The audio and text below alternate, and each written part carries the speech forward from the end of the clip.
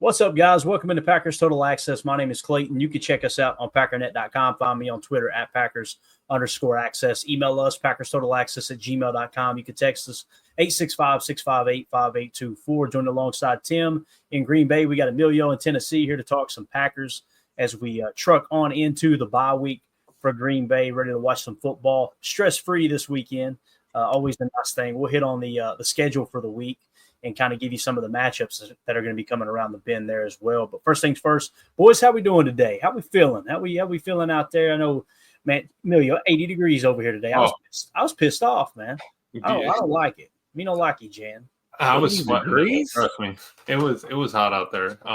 But yeah, no, Nashville was getting 60, 65. We had the 80-degree breeze. We're gonna have it for a couple more days too. Maybe rain coming in Saturday night for the UT game. But besides that, man, great week. Glad to be here and glad that Packers get a week to recoup. They needed it after that loss. Let's just cut it up and move forward, man. Yeah, exactly. I mean, I feel a little bit better now that we've fully digested what happened. And I didn't get sick. I stood out in the rain for 4.5 hours and was at that game. It was a raining hellstorm, and I'm doing all right. So I'm happy to be here. Yeah, Chewy obviously here in Northeast Tennessee as well said the mosquitoes came back out. Well, I tell you, the gnats kill me, man. Yeah, I can't take it. I don't think we might have cracked 50 degrees here in Green Bay today. So you guys, that's what I need. I need that in my life. Tim, the mosquitoes are so bad they literally can cut you through the shirt, man. I mean, those things will bite you. I mean, they'll punch right through that stuff. Nasty, man. Nasty. Like Edgerrin Cooper on a twist blitz, man. They hit you, no doubt about it. Let's see here. Daryl in the chat says, enough of the mosquito talk. Let's talk Packers. Going into the bye week, Packers 6-3 through 9 games. Gentlemen, how are we feeling about that? I would love for them to be 9-0, but 6-3, not a bad place to be, right? Can't go 13-4 unless you lose 3 games. So, that's how just the way I'm looking at it. It's still on the table. Yep. I don't know. It could be a lot worse, right? Last year, we certainly weren't in this shape at this point of the season. So, and I think if you look at this point of the season, I think the attitude's the same, though. It's time to get right. We were on a 4-game win streak before dropping that one at home to Detroit. So, I think the mindset is the same. Get back on track, stay on track, going into another divisional game coming up after the bye. Yeah. So, I'm happy that it's a flip from last year. I would say that this team has made progress and gotten better. The fact that we are now 3-6 versus 6-3. Obviously, Jordan's made some bad, dumb mistakes, but I mean, we can't go back and take them back. So I'm ready to just keep rolling and see where the 6-3 takes us this year. If the 3-6 brought us to second round playoff. That's a great point. Like Daryl said here, right? Better than the Packers 3-6 last season through 9. And it's amazing too, because I feel like people are more depressed this year than they were last year. I'm going, what the heck? What are we doing, folks? Right. Like, this is a pretty solid start, right? Chris N says, big game versus the Bears. Yes, sir. And listen, I came across this on Facebook and somebody had posted it. Now, it's obviously not going to be too clear here on sharing my Twitter page. And I wish I could read the watermark. Kind of defeats the purpose when you can't give credit to who did it. But the post that I seen this on said Wrigley Field 1934. Okay, and it's showing the Packers against the Bears 1934. You see the ivy on the wall. But like some people pointed out on Twitter when I posted it, they had pointed out the ivy. I don't think the ivy went on the wall until like 1937, and also those additional seats. And then when you look at you put 2 and 2 together and look at the Packers uniforms, I went back and ran that down. They started wearing those in 1937. I think that carried through like 46, maybe 47-ish. So probably 1937 with this picture. But boys, how beautiful was that freaking shot right there, man? For everybody on the pod, it's Wrigley Field. I don't know if it's Waveland Avenue in the background or it's Sheffield Avenue, but you can see the buildings at Wrigley. You can see the ivy on the wall. The leather helmets are out in full force. My man, I can't tell if he crapped his pants or just hit the mud hole over there. Don't matter. We're playing ball, right? The answer is yes to both, probably. That's awesome. Bring back these throwback uniforms. Bring them back. Let's go. I'm done with the 50s throwbacks, man. Let's go back. Let's go back to the old school. Love the logo, though, man. Tim, that old school logo, I just can't get over it, Yeah, for sure. That would be cool if they slapped that back on the side of the helmet. That would be sick. Yeah. I just honestly, it looked like it was almost AI. Honestly, they looked like they got it, the colors enhanced and everything. They blew it up, but man, just cool to see where we came from. You reckon I miss the 80s uniforms. You remember in the 80s where they had the numbers on their pants? Yes. And then they had the G on the shoulder, on the side of the sleeve there. I think it looked tacky as hell, but I love it. I can't help it. I love going back and watching those old videos. And that's usually what I do during the bye week is I'll go back and try to pull random 1978 when the Packers were garbage, right? Yep. Find one of the rare wins and snow flying at Lambeau, something like that. It's a lot of fun for sure. But yeah, this shot, I wish I could give credit to someone for it there. It's hard to read the watermark, but nonetheless, a really, really cool picture that just shows you how old this rivalry is. And this was well into the rivalry. This is probably, I mean, my goodness, they were already pretty deep in the mix there. Coach Lynn in the chat said Packers are set up nicely on the back half of the season to go on a run. RELAX. Love the optimism, Coach. I completely agree. And again, coming out of the bye week, you're able to self-scout a little bit. And we've noticed some things that we would like to see changed a touch. But also when it goes right, we don't want it changed. When it goes wrong, scrap everything, right, guys? That's the way that works as emotional fans. But so, again, a really cool shot there. Let's see. Our Deadfish in the chat says Packers only team to place 2 players on the defensive all-rookie first half team and only team in the NFC North to put any players on that team. That's really interesting.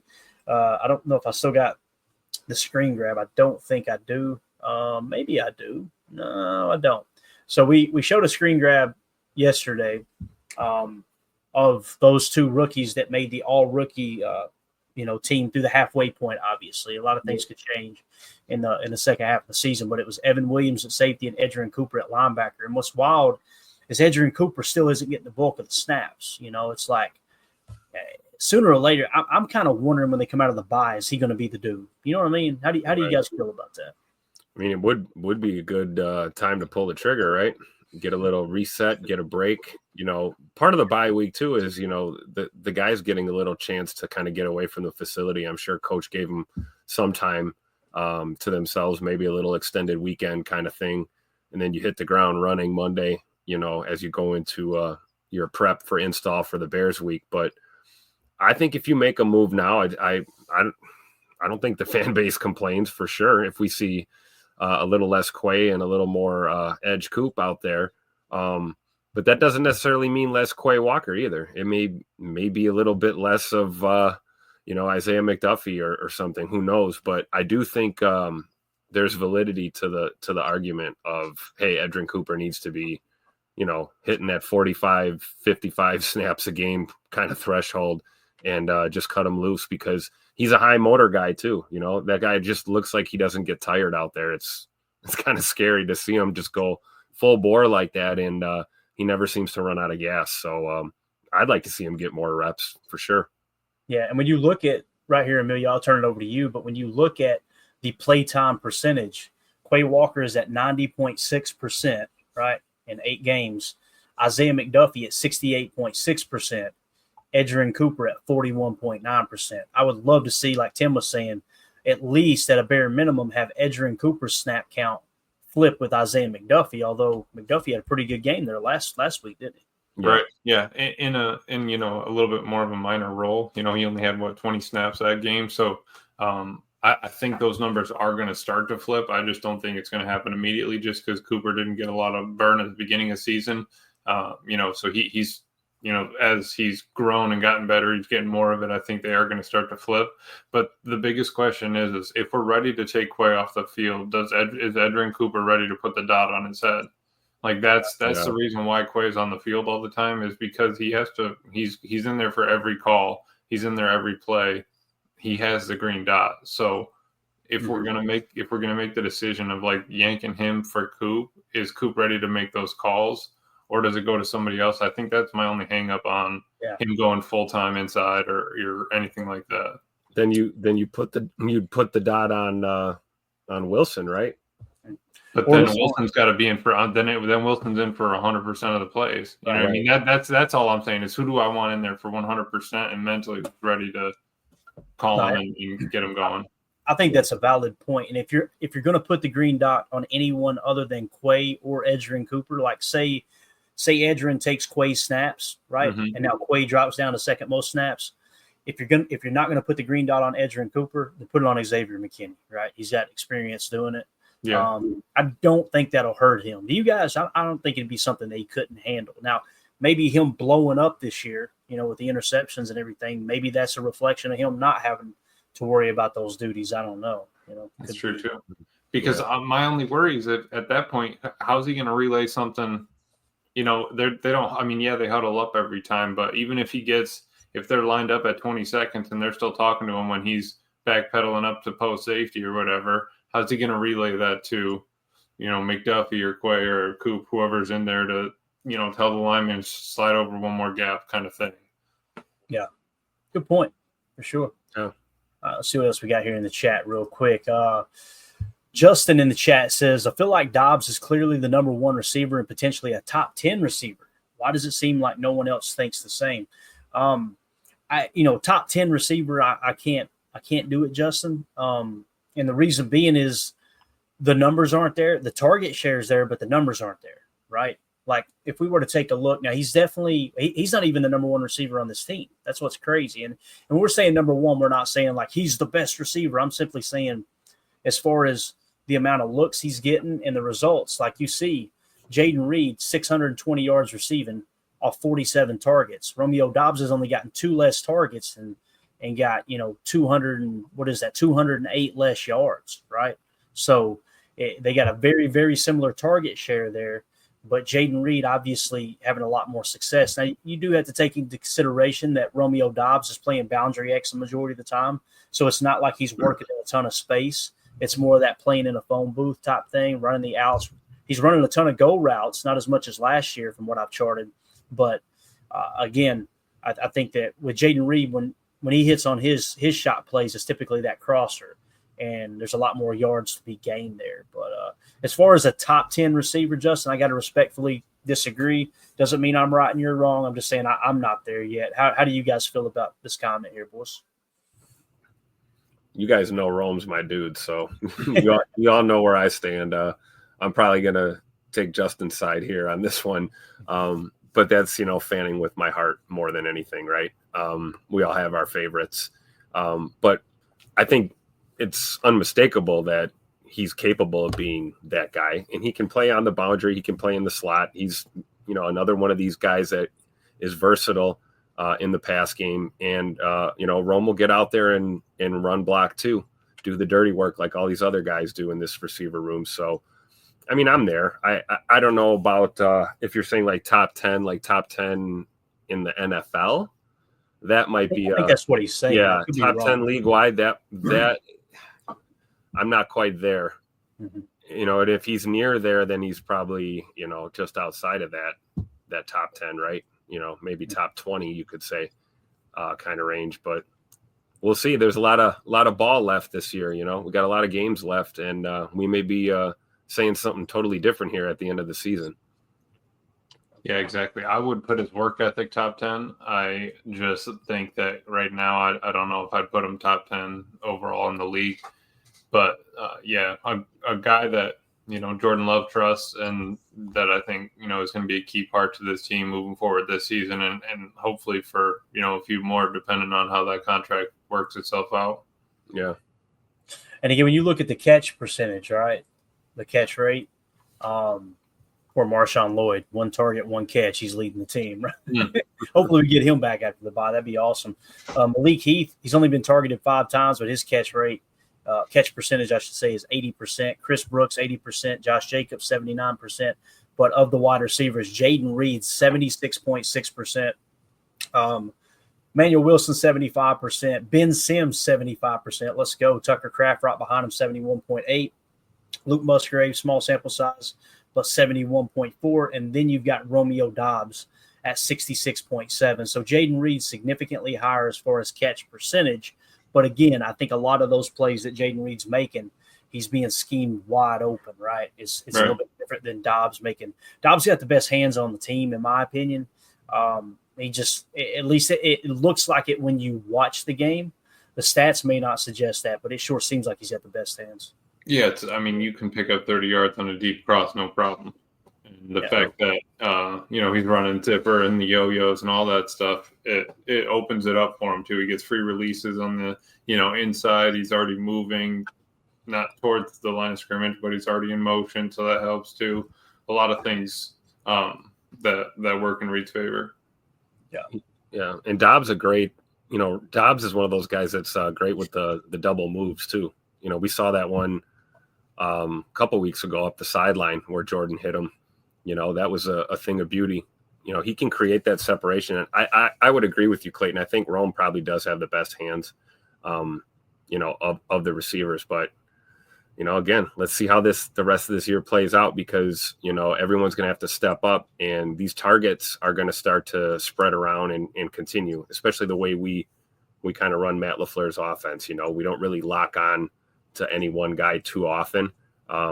We have guys that become those studs or they put a string of really good performances together, but we don't have that quote unquote number one. We've talked about this plenty of times and I think it's a good thing. And you're going to see the ball continue to be spread around and hopefully we reduce the drops, Yeah. Yep. All right. So as far as catch rate over expected, Ben Sims leads the team 13.6%. That's my guy, man.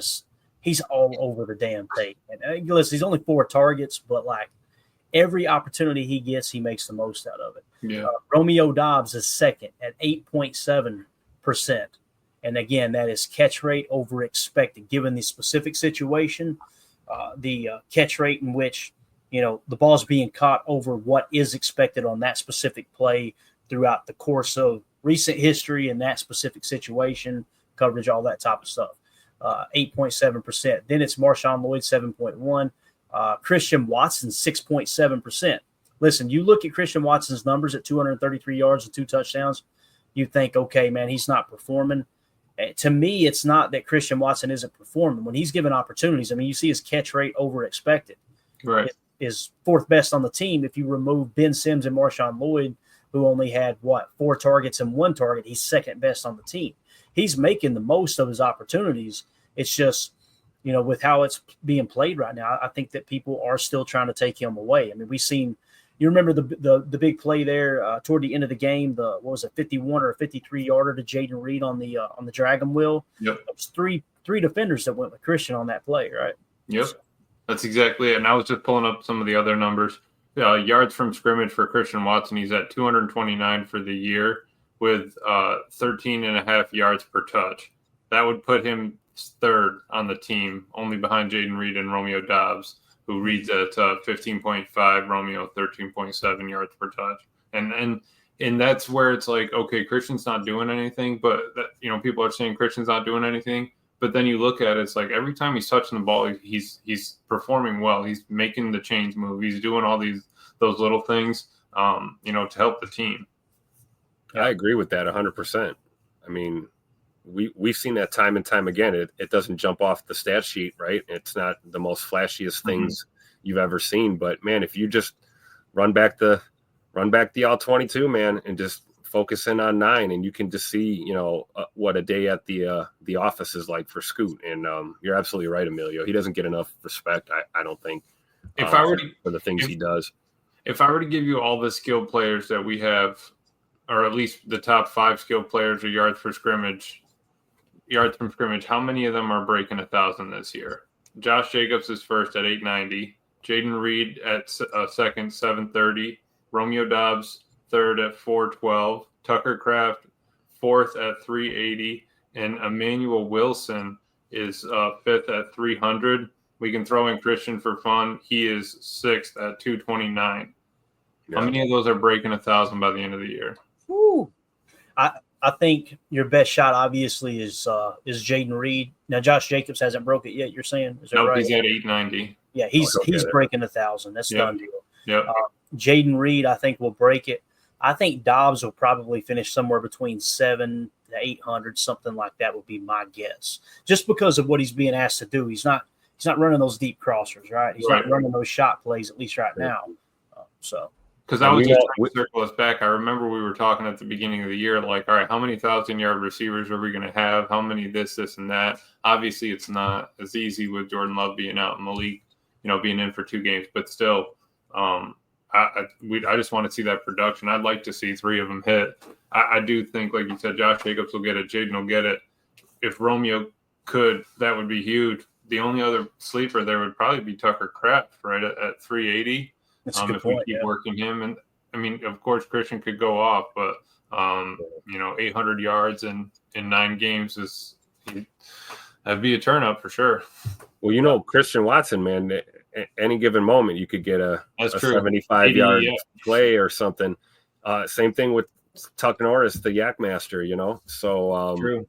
I don't think it's unrealistic to think that they could possibly get there, but I would agree. I think for sure Josh Jacobs he's cracking 1,000 for sure. Coach Lynn in the chat says we need to unlock Watson if we're going to the level we want on offense. I completely agree. Like when you get that guy that's truly stretching the field, man, that's when things really open up underneath.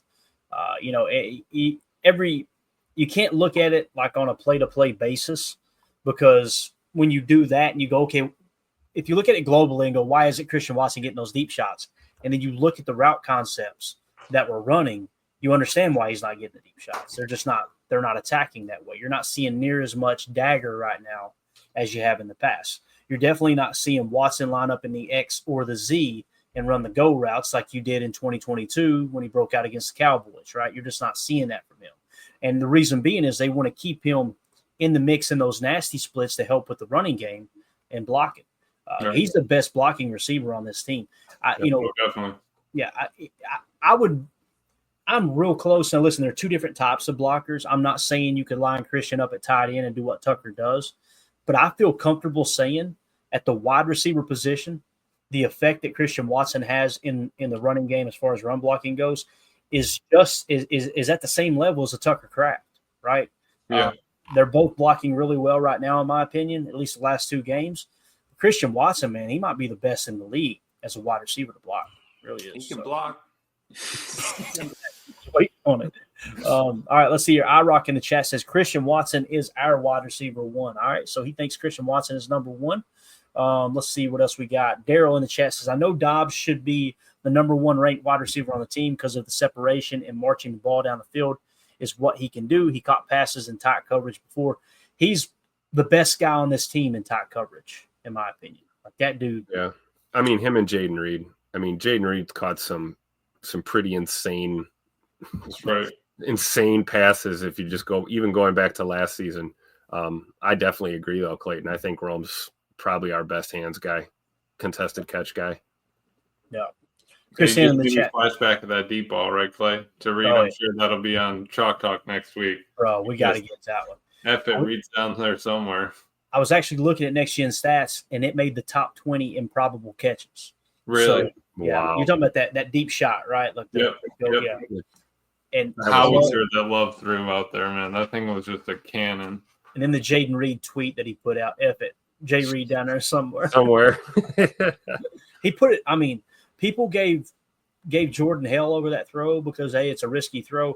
He could not have thrown that ball any better. It was absolutely on the money, man. Chris in the chat says, mad respect to Dobbs, but Reed is the poopy. Completely agree, man. Jaden Reed, one of my favorite players on this team. Here's what I'm saying. One play, game on the line, all the chips in the middle of the table, whatever cliche you want to use. If you make me pick one receiver to make a play, mine's Jaden Reed. I can understand if people pick Romeo Dobbs because we've seen those back shoulder fades with games on the line like the Saints game last year, things like that. But Jaden Reed has won my respect, man, because with the game on the line, that dude, not only will he catch the ball, but also he can make some stuff happen after it, for sure. Yep. Let's see. Daryl in the chat says Dobbs and Wicks can provide separation from defense. Watson can outspace the defense on the deep ball. Reed being able to be that slot receiver. All very good points. The big thing that hurts here with that is obviously Wicks struggling to catch the football. Like when we look at the catch rate over expected, we were talking about the best on the team, Ben Sims 13.6, Romeo Dobbs 8.7, Christian Watson 6.7, right?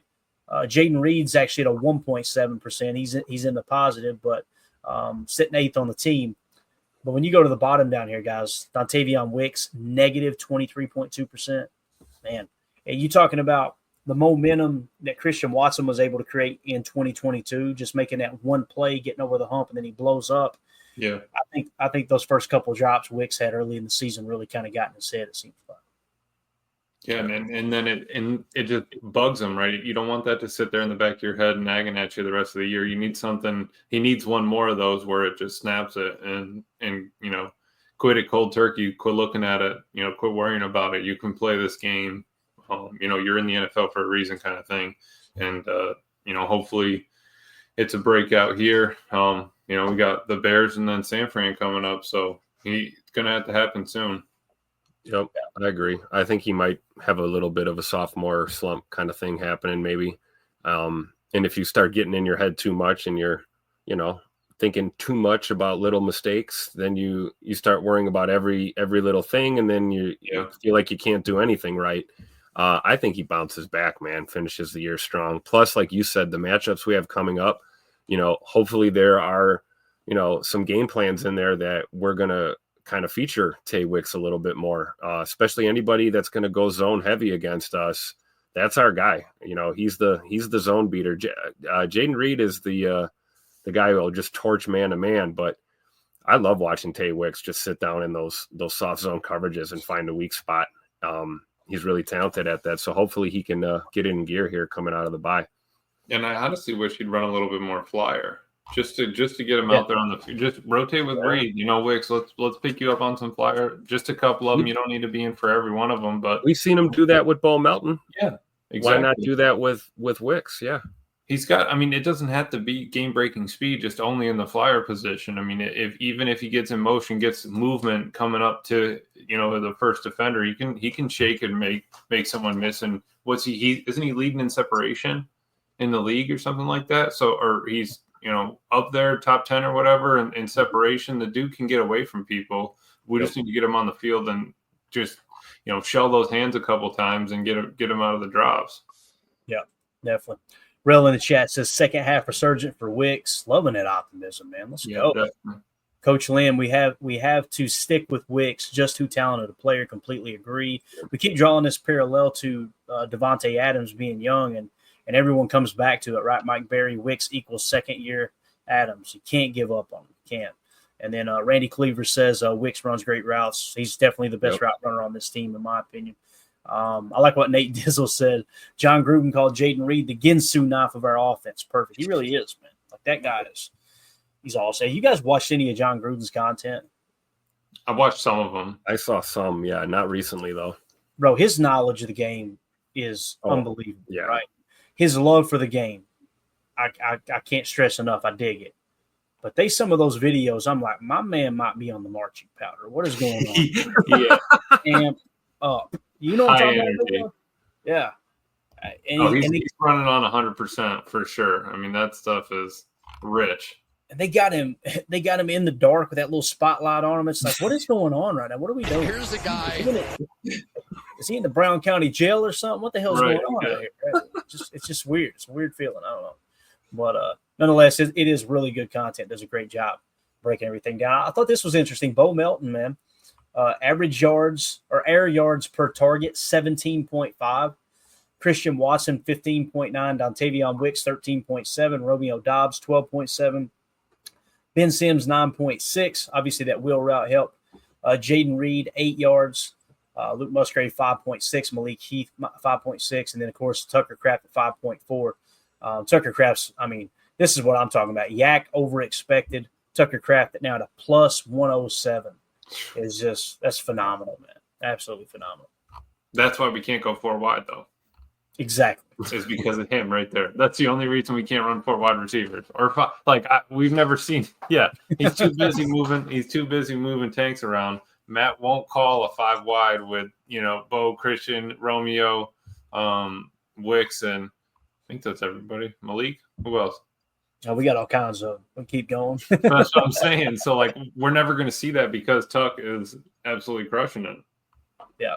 Mike Berry, if you're still in here, buddy, I seen this. You said a lot of drama coming out of Chicago. If you would specify that, and if you guys see that comment come through, mark it for me because I'd like to know what he's talking about. I know DJ Moore went on a podcast last week, and they asked him, do you think Coach Eberflus has lost his locker room? And he said, I don't think so. It's like, whoa. you can't just say no. You know what I mean? Like it seemed really weird. It seemed really weird. And there was people saying that's not what he said. If you listen close, he actually said something else. It was just hilarious. But if you listen real close to what I'm saying, it's always the Bears still suck. So if anybody knows what the drama is coming out of Chicago, let us know. Oh, here we go. What is this? Moore walked off the field while Williams was scrambling. Oh, wow. I got to find that. Does it? I did see that clip, and one from he was just Williams was running around crazy on the left sideline, and as Moore was coming back, I think he thought Williams was going to throw it to him as they were both coming to the sideline at the same time, and he didn't, and Caleb put his foot in the ground and tried to rotate and circle back into the field. At that point, I think Moore stepped out of bounds, and just as a smart play is to get off the field because if he touches the ball, it's a penalty anyway. So like he can't, if he's already stepped out of bounds, he can't go back in the play and touch the ball anyway. So you might as well just go. I would sit down, take the helmet off, give me a water. This man, I thought he was going to throw me the ball. He's over here just dancing around. That's it. You lose one less eligible receiver. I'm just going to sit this one out. So yes, I did see that, but I think that once he stepped out, he was like, all right, screw it. I'm not going to chance it.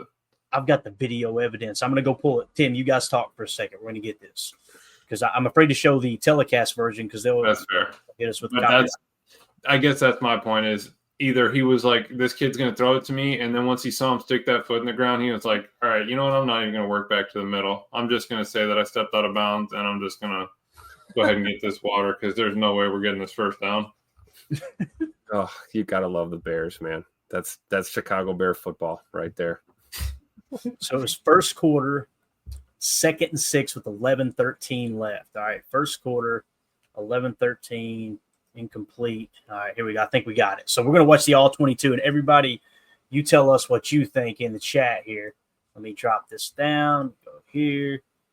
Drop this. This is a great podcast right here. Definitely. Either way, it's a bad look for DJ Moore. Definitely, Coach, for sure. Yeah, I agree with Coach Lynn. And Mike Berry said it was a fight in the locker room. Herbert, glad to go 4-5 team.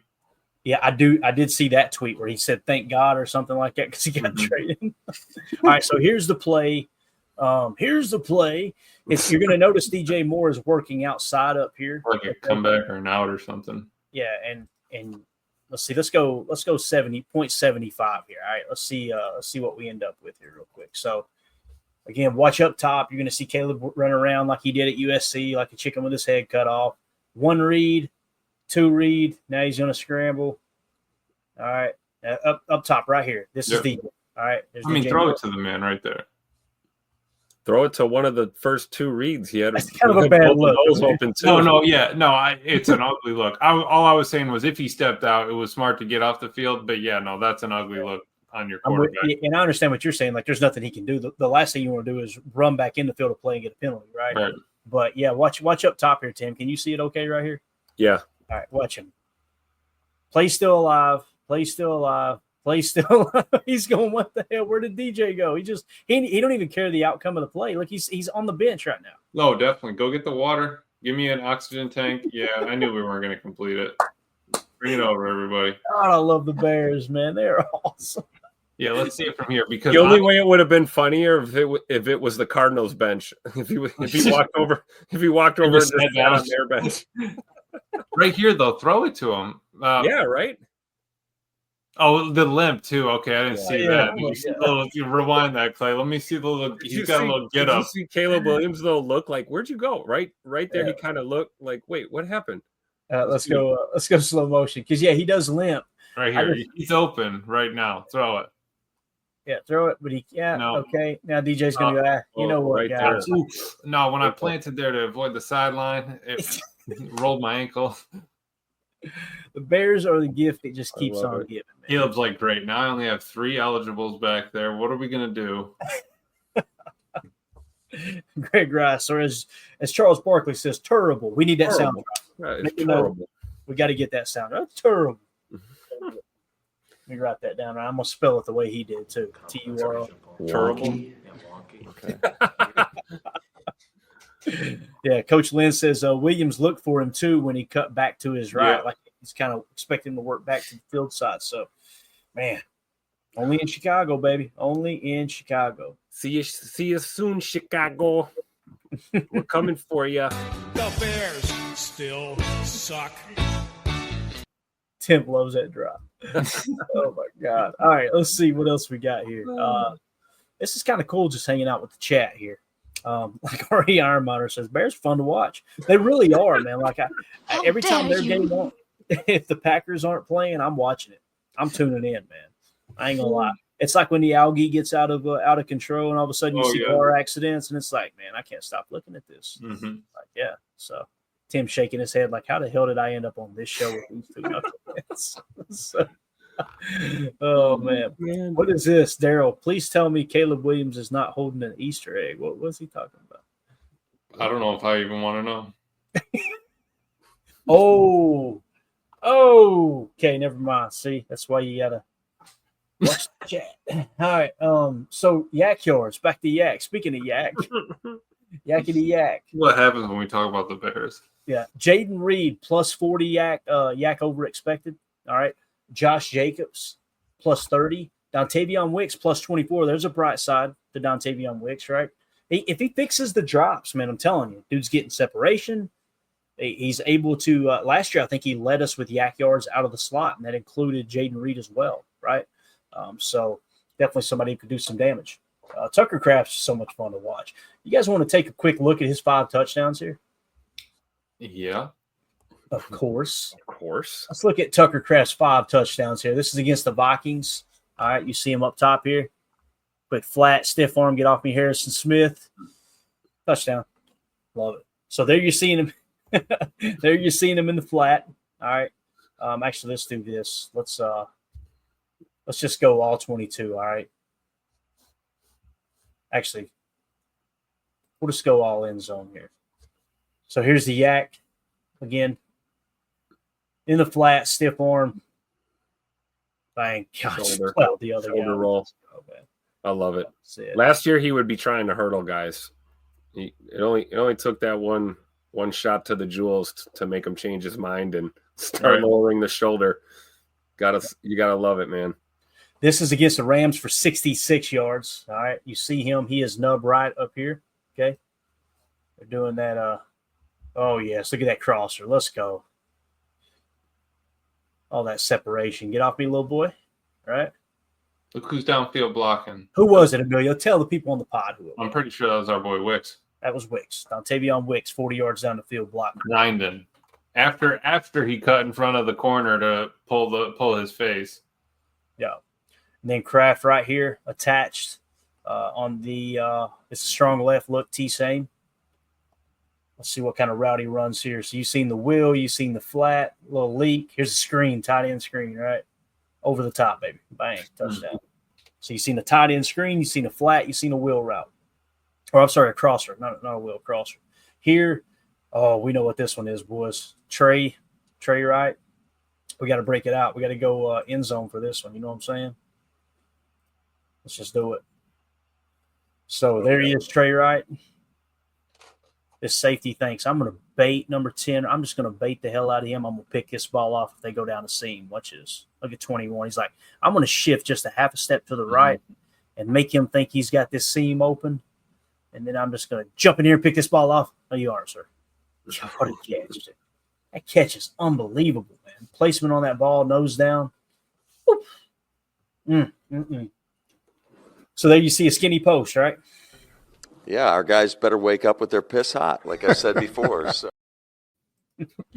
All right, here's Tucker Kraft now attached. Again, you got Ben Sims on his right. And this route is going to be a leak. Oh, that's just that little swing leak. Let's go. 233.5% Caucasian right there with that celebration. See how he gets off that block, though? Like that, that initial contact is like no problem. He just shakes it off right out to the flat tutter. Love it. Sold it. All right. We got one more? Is that 4 or 5 we've shown? That's all 5, right? So there you go. NFL Pro is awesome. If you guys don't have it, go freaking get it. It is unbelievable tool. How many touchdowns does Wicks have? 4, right? Wicks has 4 touchdowns. Yeah, that's correct. I know we're on him, but man, dude's almost contributed the same amount as Tucker Kraft points wise. You know what I mean? Like we're one touchdown shy. He's given us some production. Yeah, definitely. All right. That's going to do it for hour 1. For those of you listening on the pod, we'll see you on the other side for hour 2. We appreciate y'all.